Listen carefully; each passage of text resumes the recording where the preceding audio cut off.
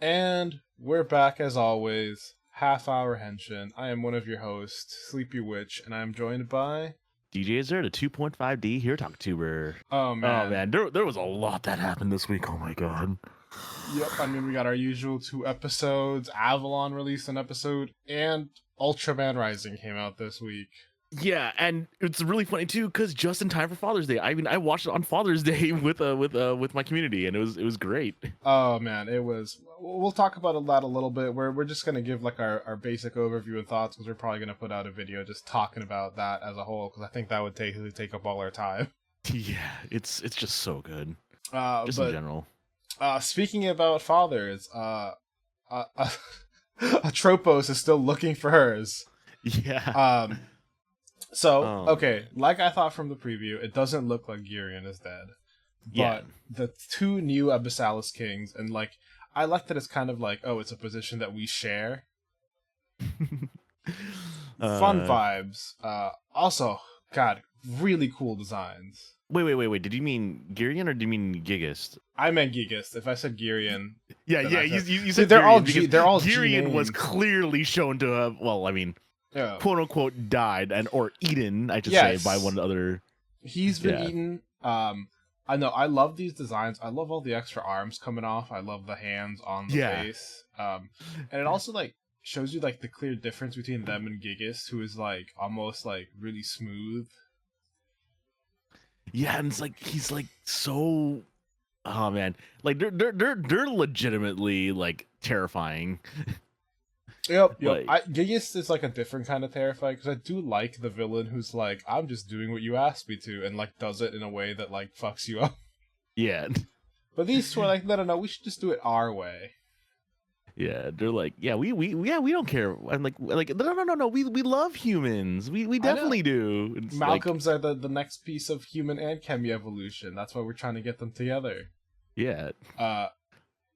Oh just man, absolutely terrifying sometimes. Yep, and I love how this guy was like, "Oh my god, you want him back? I already ate him," and we get the reveal that he was the one who took him from the thing.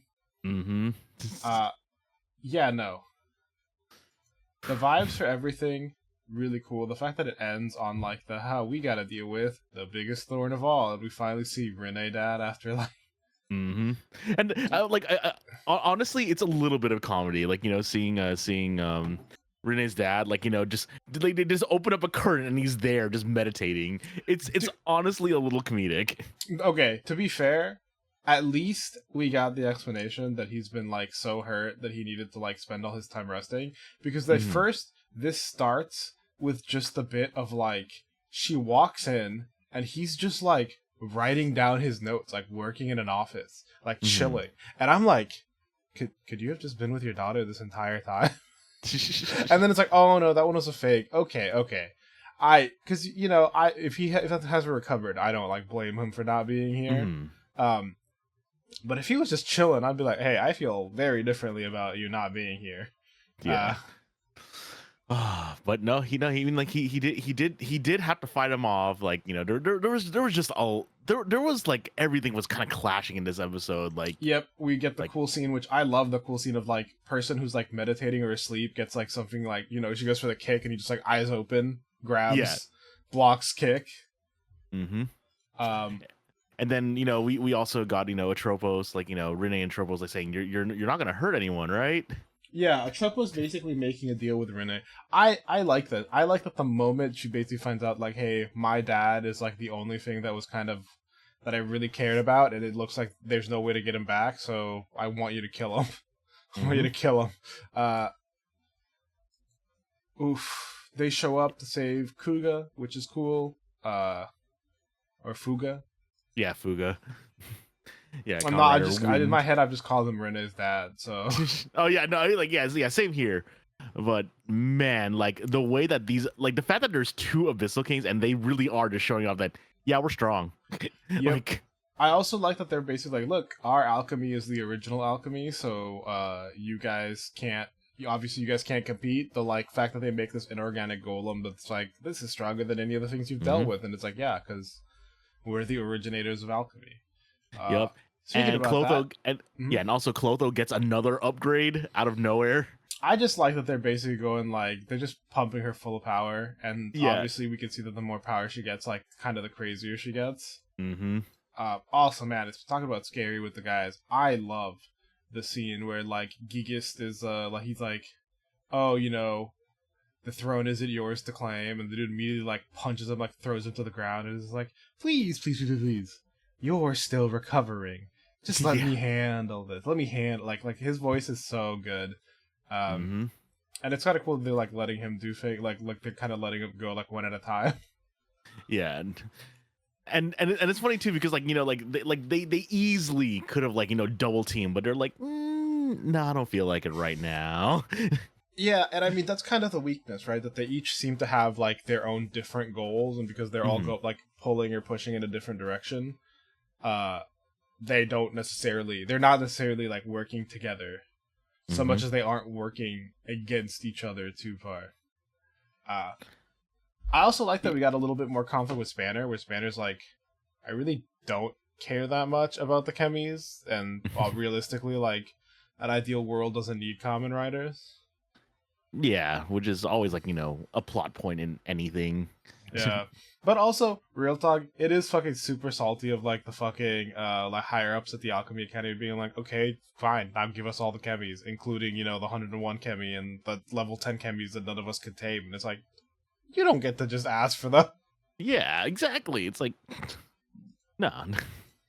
Here's the thing, there's like a thing where like maybe they could ask for all the regular chemis, but like you cannot ask for the level 10 chemis or the yeah, it's like what? Just because, you know, a high schooler can actually control them and you guys can't. Nah, we can't trust you for shit. Also, we get the funniest bit in the thing. Hotaru thinks Nijigon's being cooked into a chicken, which is incredibly funny.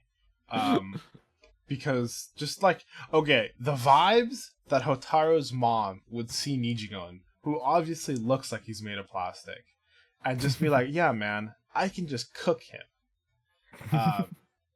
Fantastic. We didn't talk about the really funny thing seeing at the beginning where him and Hopper are both singing. It's so cute. I saw one where it's like me singing along to an anime opening when I don't know the words. Fantastic. I love that Hopper just says Hopper 1. It's just good. But then we get, okay, thematically, this has probably been it's been like my favorite bit about Gotchard, which is, you know, Clothos comes to bring back Lachesis, and they have a fight. They're not coming back, and it's the like, we're a family, we have to stick together, and it's like, family don't make each other stick together by force.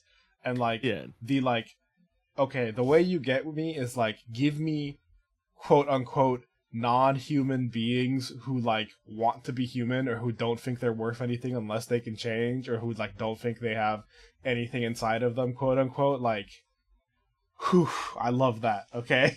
Yeah, and it's awesome too because like the out of suit fight, like it's like I mean I can't tell if it actually is like, you know, stunt doubled or not, but like they're going ham. Oh yeah, they're going incredibly ham. Oh man, it's so good. Also, I was wondering why we saw Platinum Gotchard in this, but it also makes sense since we know Nijigon's like missing. But then we get like the suited up fight, in which honestly she takes out Lachesis pretty simply, and Valvarad shows up, which fantastic. Spanner's here, but I love the like, I'm just making sure Miss Kyoku's research stays intact. Yeah. It's like, oh no, you actually like the fact that you have a sister right now. Yep.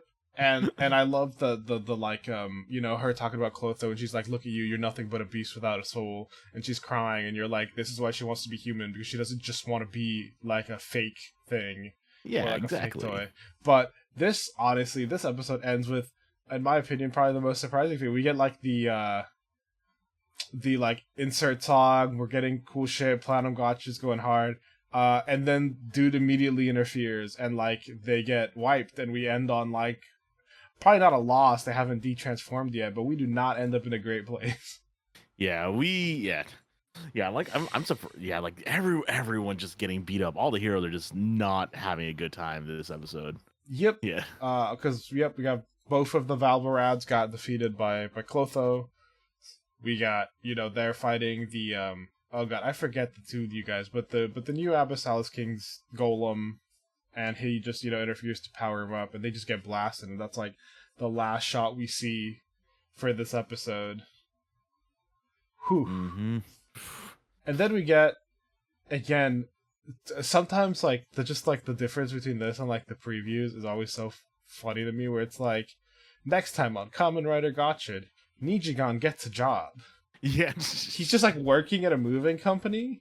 Yep. He's on a quest to help people. Yeah, and then we see the Kamen Rider girls as well too. Yep. Yeah, we see Kamen Rider girls, and then we see but we do see a hard shot of like, it is 5 suits all together. Yeah. Yep. And Ant Wrestler's back. I was gonna say, I saw Ant Wrestler in there. I was like, yeah, I know he's gonna be excited. No, we get to see that. We get to see all the 5 suits lined up. We get 3 for Hotaro. We get, oh god, this is the like Electric Raijin and someone else. Mm-hmm. We obviously have Spanner. We have Rainbow Gotchard. We have Base Gotchard, which I think is cool to add to this. Yeah. And Majade and Ant Wrestler, which God's Trace, Rainbow's Grace. That's a cool name. But also, I love the vibe because he's off and he's working jobs, which makes me think that this is like Nijigan being like, look, chemis can integrate into society. Yeah, exactly. Which is really sweet, but also, I don't think that's what they meant. But he's just like, no, I'm just going to go out. I'm going to work a part-time job. Don't worry about it. Yeah, and oh man, and also this was episode 40 of Gotchard. Did you see what? Did you see the news? Yep, we got the news. Apparently, we got 10 more episodes. Yeah, this is gonna be a long one, so it's gonna be wizard length. So it's not gonna be 49, like I thought it was gonna be, or 48, like I thought it was gonna be. No, it's actually gonna be longer. I think we thought 48, but I'm not gonna complain about 2 more episodes. Yeah. But at the same time, like this also throws all of my guesses as to who's the final villain off again, though. I mean, my current guess is just with the fact that there's 3 of them. At the end, there's only going to be one of them, and he's either going to consume the other 2, or they're going to fuse into like the real Abyssalis King. Mm-hmm. That's just a general guess, not really knowing too much about the other 2 yet. But we also had a new Avalon, Night of the Round Table. Yes, I just watched it right before this because I completely forgot that it was happening. Watched it right, but I messaged you when I messaged you like, oh, I'm getting ready, because I had just finished watching it, because I timed everything. My shop is moving location, so I was busy with that the other days, and so I watched Ultraman Rising, and then like right after that, like I played a game, watched this episode, and then I was ready, and I was like, oh. I should have messaged you when I went out to watch Avalon. Yeah, no, it's really funny because last week I was telling you like, hey, there was one. There wasn't one last week. Like we kind of just alternated like saying, hey, like reminding each other. Yeah, we gotta. Well, it's and it's an indie production. They don't have like a set schedule that we know of, so it's cool. Mm-hmm. We got what I was really wanting this episode though, which is actual like we get to see their character and their banter and them joking around. The way this episode starts is so funny. It's like, oh no, I wish I said, I'm still here. Oh, if only I did more. It's all my fault. If only I realized what was happening sooner. And it's like, I'm not dead, right? I will rest in peace, brother. Yeah, and he's just laughing about it the entire time.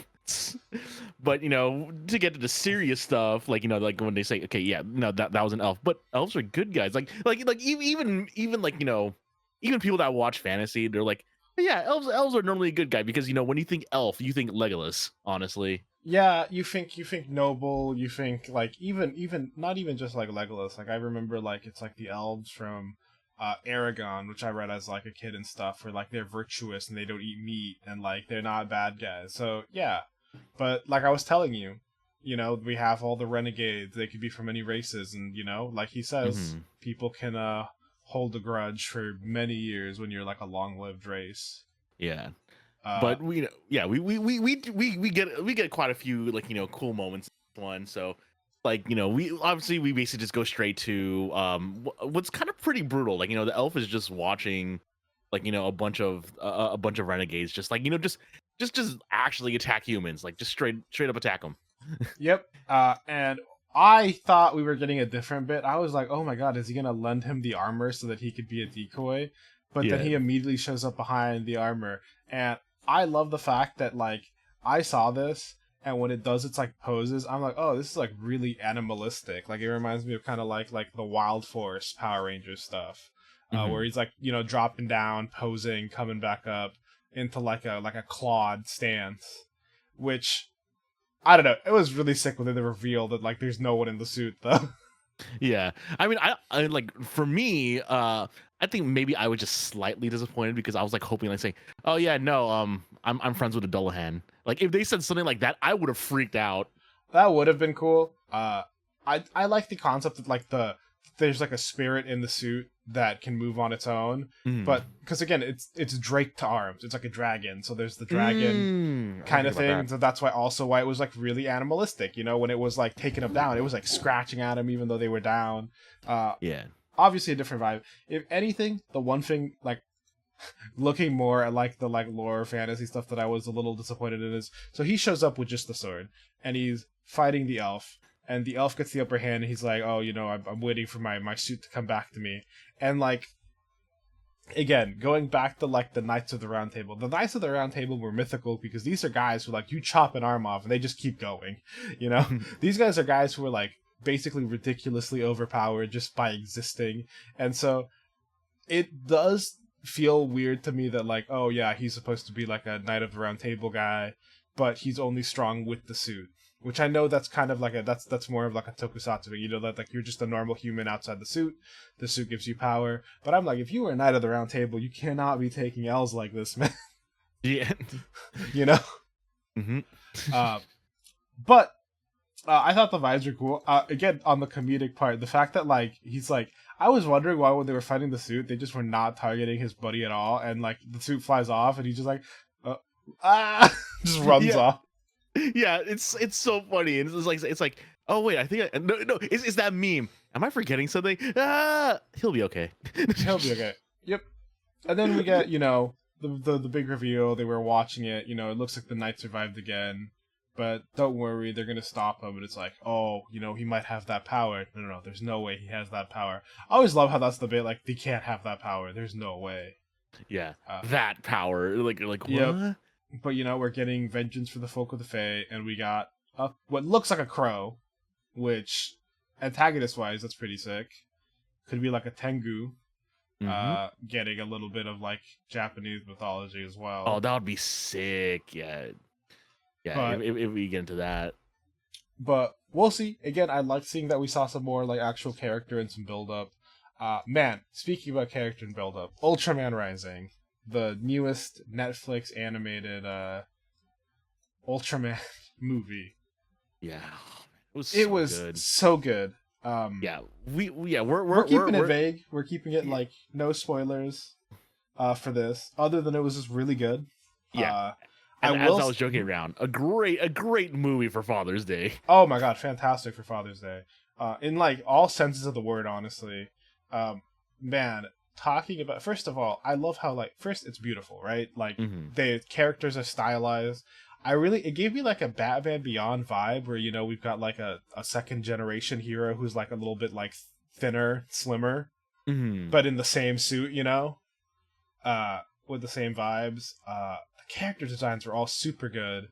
It was very wholesome. And I feel like the thing that really gets me, because I did not expect the runtime to be like that long. Yeah. When I was like, oh, we're getting animated Ultraman movie. We're getting like 90 minutes. No, this thing's 2 hours on the dot.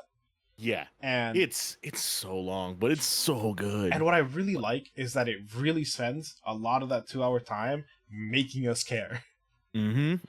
So much of, I feel like, complaints in some movies or some shows, sometimes where they don't have the time, and it's like, we get to the stakes, we get to the stuff, and I'm like, but I don't know if I like any of these characters. You know, we haven't given me a reason to care. This movie knows that, and it spends so much time just showing us, like, this is why you should care about them. This is what these... And honestly, I loved it. I was bawling through like half of that movie. Yeah, that's how... Yeah. Oh, it's so good. Yeah, it'll get you. It'll get you. It'll got you. The visuals were great. I really love the fact that we're taking like inspiration, obviously aesthetically in some ways from Spider-Verse, but like the stuff that Spider-Verse took also from comics and from manga, like the fact that when people's emotions are like getting really heightened, we get like zooms in on the faces and the backgrounds change colors and stuff to be like, he is pissed, you know? Yeah. It really gave me like a comic feel and like a, yeah, dude, like this is a visual medium. We don't have to just, you know, keep the real background behind them because we can change it and it could look really good if we do. Yeah, just so much. Yeah, it was just and so then, good. Oh man, we're probably just gonna have a do a whole video like on this movie anyway. That final scene was also that final scene of the final fight. Oof, that like, had me crying because it was just like we've been building up to it. Like is it a spoiler to talk about, you know, that they do transform with the fist up? I don't think so. Yeah. No, yeah, like honestly, when you get to see that part, you know, kind of like with, you know, with Shin Ultraman, when you finally get to see him do the rise, and like, oh, it's so good. Yeah. It's because Ultraman Rising's rise is so good. It's fantastic, and in general, the movie was really cute. And like, again, what I really liked is that like, this is something I've complained about in like movies and stuff, where it's like, it's not like a revolutionary story they're telling. They're telling a story, you know, about a father and a son and like that. But I feel like kind of has been told before, but they're just telling it with great care and with like passion and with love. Meanwhile, you know, like there's a lot of, especially like animated movies, especially released here in the States, where it's like, we just did the bare minimum and we're telling almost very similar stories to this, but with like the bare minimum. Yeah, and like, the other thing about it too is that like you don't need to know what Ultraman is to understand this movie, to like this movie. No. It's super beginner friendly. You know, I've still only watched Blazar that we've watched and have not gone back to watch any other Ultraman series yet. Yeah. What's great about the movie is like, and the reason why we get that feeling from this one is because like this started off apparently 20 years ago, 25 years ago actually, as an idea called Made in Japan, about like, you know, a hero that takes care of his nemesis's offspring. But it basically, but they said, you know, hey, you know, does this Supro said, hey, want to make this an Ultraman property, and yeah, we got Rising out of it. And honestly, I'm glad they did. And it also like really fits with the fact that Ultraman has been like, kaijus are to be defeated if they cannot be stopped, but also like they are a part of nature and we need to live with that. Like, yeah, that was like my favorite part of Blazer, whenever we got those episodes where it was just like, oh cool, we're being friends and stuff. Yeah. But anyway, just in general, fantastic movie. We'll talk about it more in details at another time. It's time to get to Boon Boongers. We're starting off on the Rainbow Road. I love that we get to see like you know, Mira's gonna take the Big Bang Grand Prix and she does the fucking like jump hop on the track. Yeah. Very cute. Very Mira. But of course, you know, the big thing about this episode is that we finally get to see Boon Violet. He's fucking great. yeah. It's like this is just like for like I had like, honestly, we had the Zox and Zenkaiger. We had we had Taka. Ever since Kira Major, we've just had amazing Six Rangers.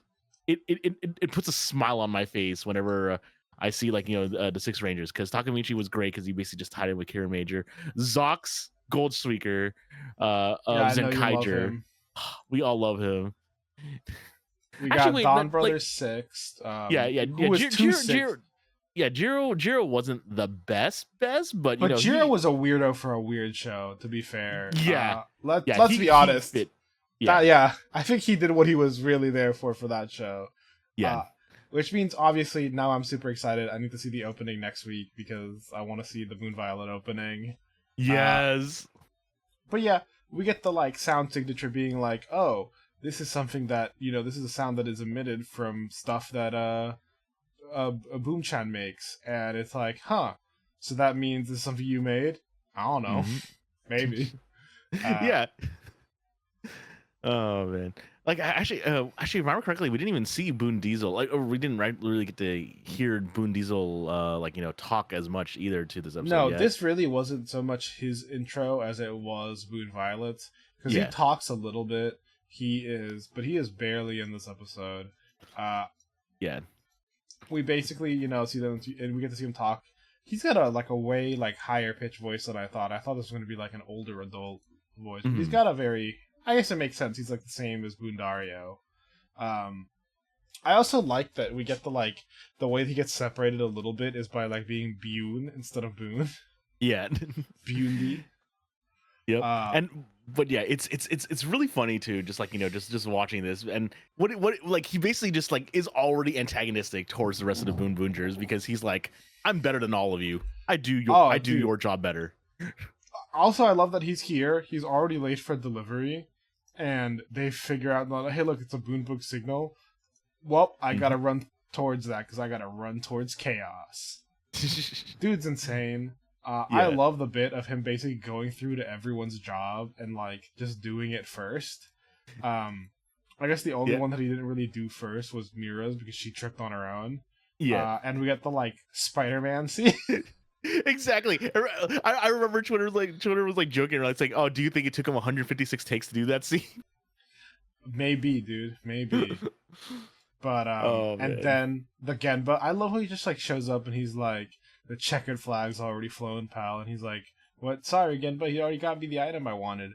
Which, okay, as just a general thing, if you ordered an item for someone, would you just be satisfied if some other random person showed up and gave it to you? I'd just be like, what is going on? No, I have a delivery scheduled. You can't just... Yeah. You know what I mean? I would find that very suspicious.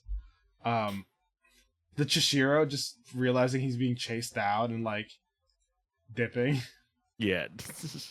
And then we get the showdown. You've all been a real disappointment, though. Yeah. Taya versus Boone Violet. Before they know. Yeah, but he's able to match him, and we do get the really, really cool standoff that that we were waiting for. So yeah. And when they yeah, and then we get to see him interact with the Heshalians, and and he shows up as Boone Violet. Yep. I love that they recognize him as the Boon Booger, because it is true that it does say Boon Booger on their outfits. Yeah. Where Boon Booger's got a problem. Yeah, and then it's saying, oh yeah, we made a delivery. He basically he calls Natasha Kitten with the flirting, which is also another little clip that we were waiting for. Dude, I was super excited. I love seeing him flirt with Natasha. I think more people should flirt with Natasha. That's my current thing. Yeah. But he shows up, he makes his delivery. He has his whole little intro where he's like, I am the greatest, the greatest cleaner. Dirty deeds done dirt cheap. Yeah. Right, Bundy? Right. Anyway, he gives them the delivery. It's a sword, which they turn into an auto monster, which has a really cool design. But I love the fact that he's like, shall I regale you with some of the tales of the sword? And he's just gone. Yeah. He did not have time to wait. Yeah. And it's great too, because they only know him. Yeah, they only know him as that. And then he basically gave them an upgrade weapon, and they had, and then the regular Boon Boongers had to fight against said weapon that that Boone Violet just gave to the enemy. Yep, and they have a really cool roll call where they all come in, they transform, they fight, and then they do a mid-fight roll call, which is very cool. But then we get to the big thing. They're fighting the sword auto, and the sword auto is reflecting all their damage. And because he's obviously a chaotic ass motherfucker in the middle of the fight. Actually, before this happens, we do get the cool introduction of Chief Mod Maker to Cannonborg to the Rangers, which is cool. They finally know who he is. Mm-hmm. Yeah, after episodes that you were noticing that they still did not know who he was, despite being the cause of all their issues for quite a while. And I assume it's because like now he feels like he's got the sword, he's got the upper hand, he's got to introduce himself. Like, but yep, we see him butt in because he's just like that. And I love how like they don't recognize him outside the costume, and they're like, "Oh, wait, what's up? It's that guy." He's like, "I'm the world's greatest cleaner," and we get honestly a really sick henshin. The like shooting up into the sky. Oof. Man. He looks fucking great. This suit looks great in motion too. Yeah, God, yeah, like, and also I just love the changer. It has button combinations to do the transformation. Like it's like I really just like it. Also, I just really like how he's able to spin the changer on his finger. Yep, I'm a big fan. I'm a big fan of like the fact that it wasn't also just like a straight up recolored like boon axe. Because at first when I saw some stuff about it, I'm like, oh, is this gonna be like boom axe again? And it's like, no, it's its own thing, and it's a bow, which I think is super sick. I like the teaming up the like super speed and the bow, for him. And then he basically just goes and like solos this guy. Yeah, just absolutely just destroys him. Yep, because and he's he does faster. it in style too. Like everything about this is just style. Like he's also able to do like like he's able to like summon an F1 car essentially, and when he does his little thing and essentially does a drop kick with it. Yep. The F1 drop kick was really cool. Every time he's like shooting through, and then he finishes it off. And I love that with the scene we got from like the clip of him like leaning against the wall is like, yeah, that's him leaning against the wall after he like beat the shit out of this guy. Exactly. Like he just does not care. He's just so cool. Yeah, fantastic. And then he wins. Which honestly, there really wasn't. We moved through this episode like he moves through life real fast because it was a lot of action. Yeah. But we get the big thing, him being, hey, I want to meet the guy who made this. And the big thing being Cannonborg just wanted the blade to be like fought. He didn't really care that it got destroyed. He's like, this'll do nicely. Yeah. But he's like, yep, cleaning up this mess is going to cost you. I want to meet the guy who made this. And then we get Bundi show up. He means Bundorio Banderas. So he did make it. Yep. After I don't think I made it. No, you did. He's more like he didn't remember, which also makes sense because he does mention that he made it to go faster. He couldn't control it, so he just threw it out. So it's probably just like one of those things he made and then just like dropped. Yeah. And then we're getting the big pull from next episode where he's just like, it's not that I don't want to meet him, but that I like can't. And do you want to see him? It's not, I don't want to see him. It's more like I can't. And then we're getting like a macho auto monster. Yes. Which also means I think we're getting a return of Banjo and the Muscle Boys. Dude, if we get him back, I will smile. No, no. He actually is there. He actually is. That's what I'm saying. Yeah, that's what I'm saying. The other thing is, did you know that this guy like just died in Gotchard? Boone Violet. He's the guy who played the Hundreds General. Oh, he did? Yeah. Oh, I found out about that recently. He's the guy who's playing the dude who died, I think, in the first Legend thing. The guy who takes off his mask. He got the long hair too. So he died and immediately went to Sentai. So is this the part where we do the joke, like that one meme that's been going around, like died 2024, return 2024, welcome back? I mean, he basically already is, but I do like that meme format. Yeah, I had to. It was too perfect. Too perfect. He died 2024. He's back 2024. But yeah, with that, we will see you guys next time because we're already running a little bit over time. Yeah, and this is us not even talking about Rising. So yeah, we have a lot to say there. But we'll see you next time. Later. This program is brought to you by Our Unending Love of Tokusatsu. If you enjoyed the show, please be sure to like and subscribe. And hit the bell for notifications. And if you would like to support us further, consider becoming a patron at our Patreon, Half Hour Henshin. You can get some exclusive benefits, such as your name in the credits and joining our sticker club. Or, if you want to help with a one-time donation, You can also find us at Ko-fi at Half Hour Henshin. You can email us with any questions or theories at halfhourhenshin@gmail.com or on Twitter at halfhourhenshin.